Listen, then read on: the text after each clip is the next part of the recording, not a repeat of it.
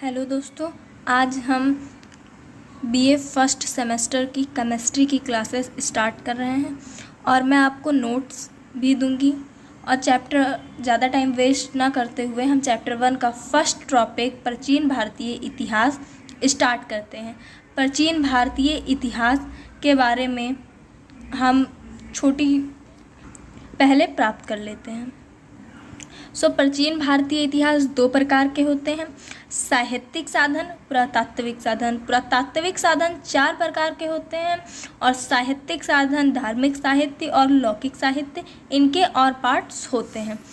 हम सबसे पहले साहित्यिक साधन को समझ लेते हैं। इसमें हमें रामायण, महाभारत, इनका भी अध्ययन करना है। साहित्यिक साधन में वेद बहुत पुरानी प्राचीन ग्रंथ हैं जो आर्यों में प्राचीनतम ग्रंथ है। वेद 4 प्रकार के होते हैं, शायद आप सभी ये बात जानते हो, और जो नहीं जानते हैं उनके लिए कोई बात नहीं, अब वो जान जाए।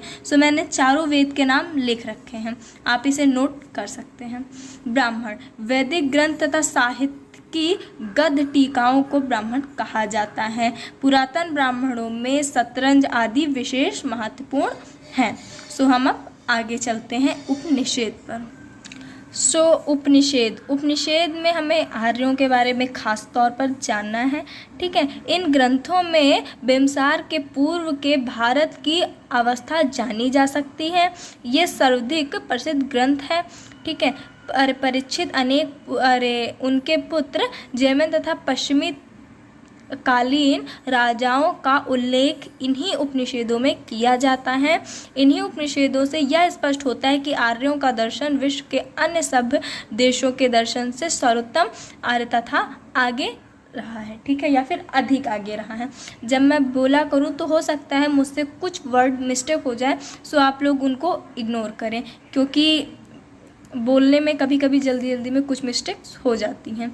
ठीक है, यहाँ पे हमें आर्यों के बारे में बताया गया है कि वो पहले से ही सर्वोत्तम मतलब श्रेष्ठ, ठीक है, और आगे रहे हैं।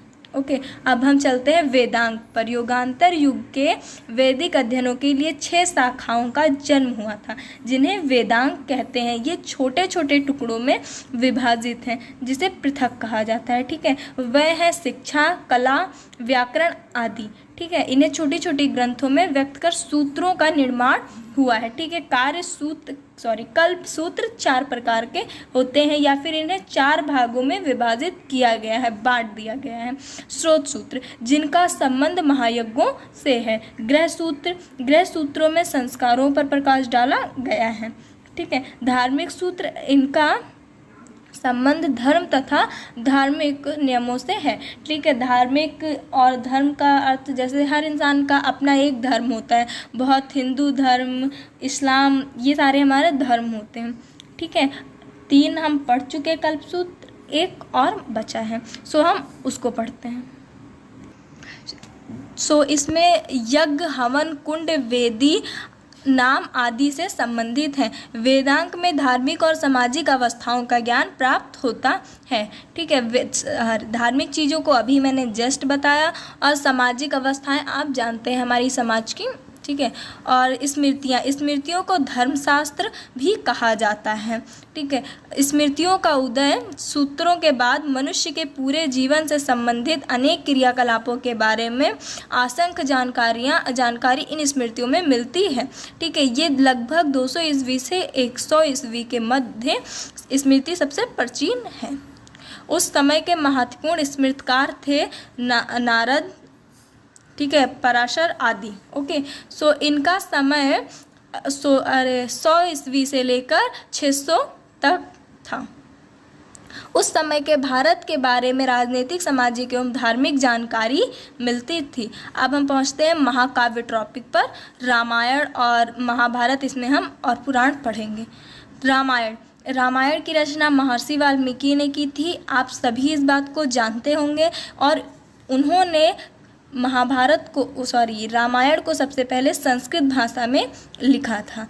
वाल्मीकि जी ने जब रामायण को संस्कृत भाषा में लिखा था तो उसमें 6000 श्लोक थे, जो कालांतर में 12000 और फिर 24000 हो गए।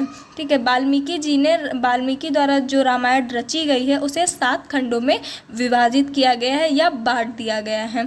ठीक है, इसके 7 कांड हैं और 7 कांडों के नाम लिखे हुए हैं, आप इनको नोट कर सकते हैं। हम अब आगे चलते हैं महाभारत पर। महाभारत को महर्षि व्यास द्वारा लिखा गया था या फिर इन्होंने इसकी रचना की थी।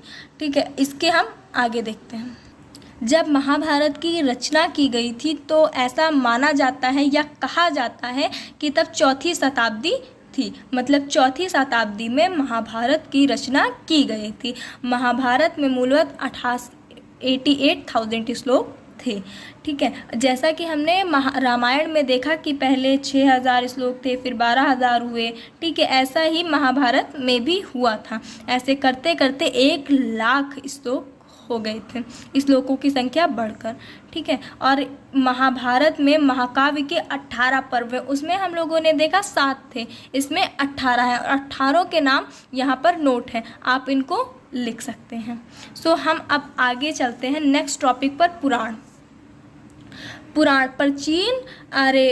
के बारे में आप सब जानते होंगे। ठीक है, और ये भी कुल पुराणों की संख्या 18 होती है, जिसमें विष्णु पुराण, ब्रह्म पुराण, भविष्य पुराण, अग्नि पुराण आदि आते हैं। 18 के 18 पुराणों के नाम मैंने नोट कर रखे हैं, आप अपनी नोट्स में नोट कर सकते हैं। ओके, बौद्ध साहित्य, इनके बारे में आप लोगों ने पहले अदर बुक्स में पढ़ा होगा, जाना होगा और आप नाम से ही इनको पहचान गए होंगे। ठीक है, बौद्ध साहित्य को त्रिपिटक कहा जाता है। ठीक है, संगीतों के लिए इन्होंने बहुत कुछ किया है, आयोजित विभिन्न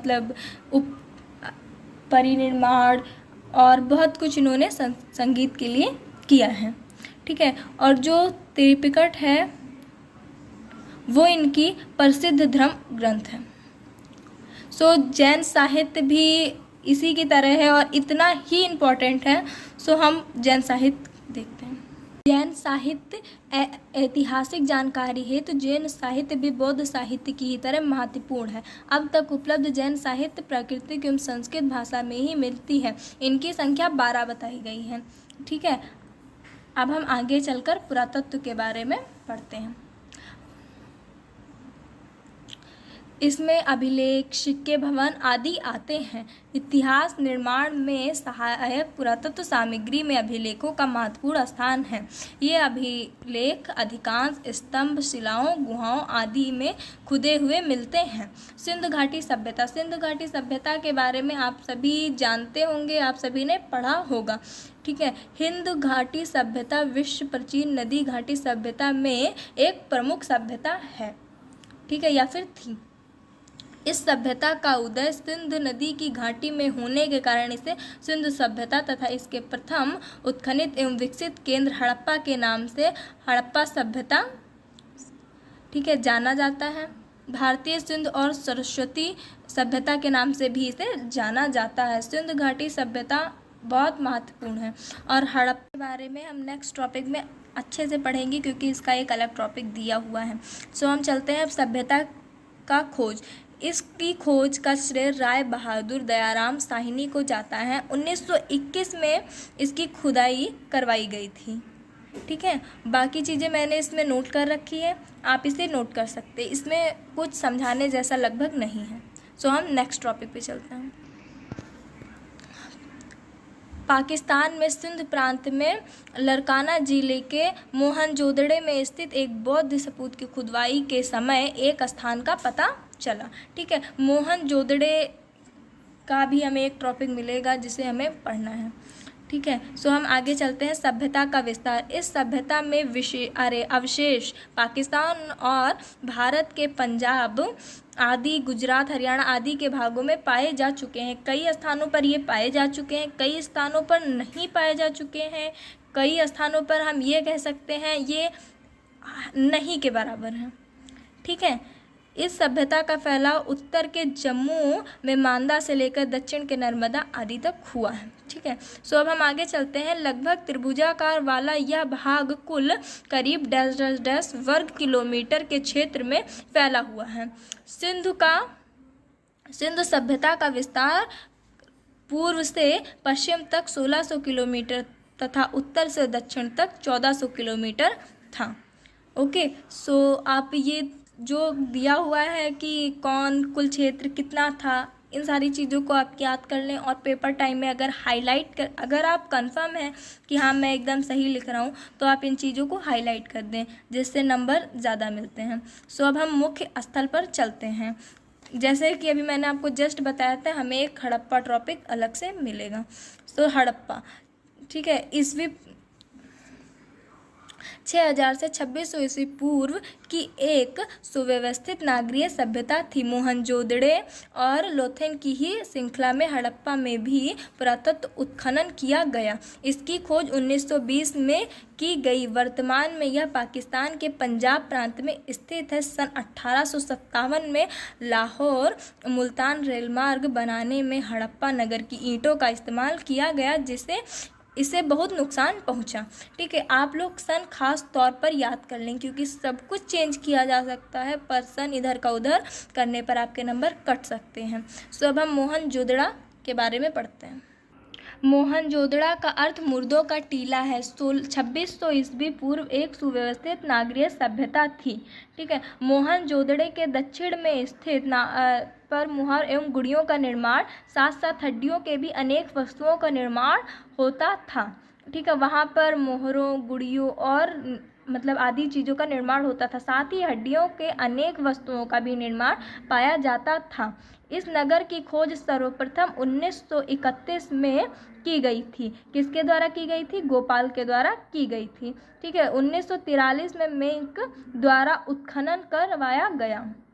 ओके, अब हम लोथल पर चलते हैं। यह गुजरात के अहमदाबाद जिले में भोगावा नदी के किनारे सारंगवाला नामक ग्राम के समीप स्थित है। खुदाई 1554 से 1954 से 1955। अभी मैंने आपको थोड़ी देर पहले बताया था कि जहां आपको सन में कुछ कन्फ्यूज़न हो कि हाँ ये हो सकता है या शायद ये हो, तो आप लगभग में लिख सकते हैं। सेम देखिए, अभी वहाँ ऐसे ही दिया गया है। ठीक है, तो अब हम आगे चलते हैं रोपड़ पर। पंजाब प्रदेश में रोपड़ जिले में सतलुज नदी के बाएं तट पर स्थित है। 1950 में इसकी खोज बीबी लाल ने की थी। ठीक है, कालीबंगा, शायद इसके बारे में कुछ बच्चे जानते हों। कालीबंगा यह स्थल राजस्थान के गंगानगर जिले में घाघरा नदी के बाएं तट पर स्थित है। इसकी खुदाई भी 1953 ईस्वी 1953 में कराया गया था। ठीक है, आगे चलते हैं। यह स्थल गुजरात के कच्छ जिले में स्थित है। इसकी खोज भी 1964 में कराई गई थी। इसमें स्थल का नाम दिया है, इसकी खोज दी है, इसमें कुछ समझाने जैसा नहीं है, ये आपको खुद याद करना पड़ेगा। ठीक है, मेरठ में पश्चिम उत्तर प्रदेश में यमुना के सहायक में हुई थी। इसकी खोज 1958 में हुई थी, 1958 में। मैं हिंदी और इंग्लिश दोनों में बोल रही हूँ जिससे बच्चों को प्रॉब्लम ना हो। सो हम आगे चलते हैं। गुजरात में खोज हुई थी। भादर नदी के समीप स्थित इस स्थल की खुदाई 1953 से 54 के बीच में कराई गई थी। अब हम आगे चलते हैं। जब इस स्थान की खुदाई कराई गई तो यहाँ पर रेमीले कच्चे ईंटों के दुर्ग और फलक के पत्थर आदि महत्वपूर्ण चीज़ें हमें प्राप्त हुई थी। चलिए अब हम हरियाणा के हिसार जिले में स्थित 2 सांस्कृतिक अवस्थाओं के अवशेष मिले। हड़प्पा पूर्व एवं हड़प्पा कालीन। इस स्थल की खुदाई 1973 से 74 ईस्वी में रविंद्र सिंह बिष्ट के नेतृत्व में की गई थी। अब हम हड़प्पा कालीन सभ्यता से संबंधित कुछ नवीन क्षेत्रों की जानकारी प्राप्त करें। नगर निर्माण योजना। इस सभ्यता की सबसे विशेष बात थी यहाँ की विकसित नगर निर्माण योजना। इस सभ्यता के महत्वपूर्ण स्थलों के नगर निर्माण में समरूपता थी। नगर निर्माण एवं भवन निर्माण। सभी मुख्य नगर जिनमें हड़प्पा, मोहनजोदड़ो, लोथल तथा कालीबंगा सभी प्रमुख नगर नदियों के तट पर बसे थे। इस नगरों में सुरक्षा के लिए चारों तरफ परकोटा दीवारों का निर्माण करवाया जाता था। प्रत्येक नगर में चौड़ी एवं लंबी सड़कें थी। आप लोग भी देखते होंगे आज के टाइम पर चौड़ी सड़कें एक दूसरे शहर को जोड़ती थी, एक शहर से दूसरे शहर को या एक जगह से दूसरी जगह को जोड़ती थी। सिंधु घाटी सभ्यता में कच्चे पक्के सभी प्रकार के भवनों का अवशेष मिलते हैं। देखिए, कुछ भवन मिट्टी के जो बने होते थे उन्हें कच्चे भवन कहे जाते थे, तथा जो ईंटों के बने होते थे जिन्हें आप आजकल देखते हैं उन्हें पक्के भवन कहे जाते थे। मिट्टी के भवन शायद बहुत कम ही बच्चों ने या रेयर में देखा होगा। ठीक है, हम आगे चलते हैं। विशाल स्नानगार। मोहनजोदड़ो के उत्खनन से एक विशाल स्नानगार मिला जो अत्यंत भव्य है। भव्य मतलब अत्यंत सुंदर, बड़ा। ओके, और स्नान कुंड के बाहर जल निकासी की उत्तम व्यवस्था थी। इस कारण आज भी 5000 वर्ष बीत जाने के बाद भी उसका अस्तित्व विद्यमान है। मतलब आज भी वो अस्तित्व में है, आज भी वह है, हम उसे देख सकते हैं। ठीक है, तो अब हम अन्य भंडार पर चलते हैं। अन्य भंडार। हड़प्पा नगर के उत्खनन में यहाँ के किले के राजमार्ग में दोनों ओर 6-6 की पत्तियाँ वाले अन्य भंडार के अवशेष मिले हैं। ठीक है, लंबाई 17, चौड़ाई 7, लंबाई 18, चौड़ाई 7। ठीक है, अगर आप ऐसे लिखेंगे पेपर में आपके लिए ज़्यादा अच्छा रहेगा। अब हम आगे चलते हैं नेक्स्ट टॉपिक पर। जल निकास प्रणाली। सिंधु घाटी की यह निकास की अत्यंत उच्च कोटि की थी। ठीक है, नगर में नालियों का जाल बिछा हुआ था। सड़कें। सिंधु सभ्यता में सड़कों का जाल नगर को कई भागों में विभाजित करता था। मोहनजोदड़ो में पाए गए मुख्य मार्गों की चौड़ाई लगभग 9.15 मीटर एवं गलियां करीब 3 मीटर चौड़ी थीं। सड़कों का निर्माण मिट्टी से किया गया था। आज जो हम रास्ते देखते हैं या फिर मार्ग देखते हैं उनकी खोज मतलब जो बने होते हैं वो ईंटे के बने होते हैं, पत्थरों के बने होते हैं, लेकिन अभी भी गांव में मिट्टी के रास्ते देखे जाते हैं। ठीक है, तो पहले के टाइम पे मिट्टी के ही मार्ग होते थे। सामाजिक जीवन। हड़प्पा जैसी विकसित सभ्यता एक मजबूत कृषि ढांचे पर ही पनप सकती है। हड़प्पा में किसान नगर की दीवारों के समीप नदी के पास मैदान में रहते थे। हड़प्पा संस्कृति के लोग भोजन के रूप में गेहूं, चावल, तिल आदि का उपयोग करते थे। लोग मांसाहारी भी थे, विभिन्न जानवरों का शिकार करते थे, फलों का भी उपयोग करते थे। ठीक है, आज के टाइम पर हम तरह तरह की खेती करते हैं। पहले के आज भी हम गेहूं की, जौ की, चावल की आदि की खेती करते हैं, पहले भी होती थी। ठीक है, पहले बहुत लोग मांसाहारी होते हैं, शाकाहारी होते हैं, पहले भी ये सारी चीज़ें थी। वस्तु। सिंध घाटी के निवासियों में महिलाएं साड़ी एवं पुरुष धोती एवं पगड़ी का प्रयोग करते थे। खैर आज के टाइम पर ऐसा नहीं है। ठीक है, महिलाएं साड़ी के साथ और भी बहुत तरह के वस्त्र पहनती हैं, और पुरुष में तो मैंने बहुत रेयर में ही पगड़ी और धोती देखी है, आप लोग भी शायद नहीं ही देखते हो।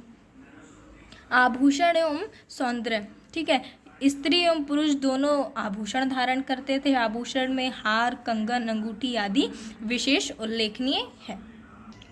मनोरंजन। सिंधु सभ्यता के लोग मनोरंजन न के लिए विविध कलाओं का प्रयोग करते थे। जानवरों की दौड़, शतरंज आदि खेलते थे। प्रायोगिक ज्ञान। सिंधु सभ्यता के लोगों का भवन निर्माण, सड़क व्यवस्था देखकर उनकी तकनीकी ज्ञान बहुत रहा होगा। ठीक है, अरे अब हम चलते हैं नेक्स्ट टॉपिक पर। मृतक कर्म। इस काल में भी शवों के जमीन में दफनाया जाता था। शव मतलब डेथ बॉडी। ठीक है, और शवों के साथ पुराण काल के समान भोजन, हथियार, अन्य उपयोगी वस्तुओं का भी साथ में रख दी जाती थी। आप लोग देखते होंगे या फिर आपने अपने घर में बड़े बुजुर्गों को बात करते सुना होगा कि जब किसी व्यक्ति की डेथ होती है तो उसकी शरीर को जब लेकर जाया जाता है तो उसमें फल और कुछ लोहे की चीज़ें रख दी जाती हैं। तो ये चीज़ें हड़प्पा कालीन मतलब पहले भी की जाती थी। ठीक है, चिकित्सा विज्ञान। सिंधु सभ्यता में के निवासी विभिन्न औषधियों से परिचित थे तथा हिरण, नीम की पत्ती आदि औषधियों की तरह उपयोग करते थे। और पहले पौधों से और जानवरों से इन सब से दवाइयाँ की जाती थी। आज के टाइम पर तो हम लोग डॉक्टर के पास जाते हैं, वही सबसे ग्रेट है। ठीक है, अब हम आर्थिक जीवन पर चलते हैं। कृषि एवं पशुपालन। आज के मुकाबले सिंधु सभ्यता पूर्व में बहुत उपजाऊ था। सिंध की, देखिए मैं आपको पहले ही बता दूं, सिंधु सभ्यता में बाढ़ आने से, जब बाढ़ आती थी उसके बाद वो लोग खेती करते थे और बाढ़ के दोबारा आने से पहले वो अपनी खेती, जो भी फसल वो बो कर रखते थे उसे काट लेते थे, जिस कारण उनकी फसल बहुत उपजाऊ रहती थी। आई थिंक यहाँ अब के से पहले ज़्यादा होती थी। ठीक है, सो हम चलते हैं। सिंध की उपरता का एक कारण सिंध नदी में प्रति माह आने वाली बाढ़ थी, जिसके बारे में मैंने अभी आपको बताया। यहाँ के लोग बाढ़ के उतर जाने के बाद मतलब बाढ़ के आकर चले जाने के बाद नवंबर के महीने में बाढ़ वाले मैदानों में बीज बो देते थे और अगली बाढ़ के आने से पहले अप्रैल के महीने में गेहूं और जौ की फसल काट लेते थे। ठीक है, और जो जिनके घर खेती होती होगी, जिनके माता पिता खेती करते होंगे, ठीक है, उनको पता होगा कि खेती के लिए पानी की क्या ज़रूरत होती है। व्यापार। ठीक है, यहाँ के लोग आपस में पत्थर, धातु शिल्प आदि का व्यापार करते थे। हमारे यहाँ बहुत चीज़ों का व्यापार होता है। ठीक है, सिक्के से परिचित थे वो लोग। उन्हें उत्तरी अफगानिस्तान में एक वाणिज्य उपनिषेध स्थापित किया। ठीक है, जिससे उन्हें व्यापार में सहूलता प्रदान होती थी या फिर आसानी प्रदान होती थी, मदद मिलती थी। ठीक है, उद्योग धंधे। यहाँ के नगरों में अनेक व्यवस्था धंधे प्रचलित थे। मिट्टी के बर्तन बनाने में ये लोग बहुत कुशल थे। आप हमारे यहाँ भी मटके आप लोगों ने देखा होगा, घड़े मिट्टी के बने होते हैं। ठीक है, कला का विकास। मूर्तियाँ या प्रतिमाएं।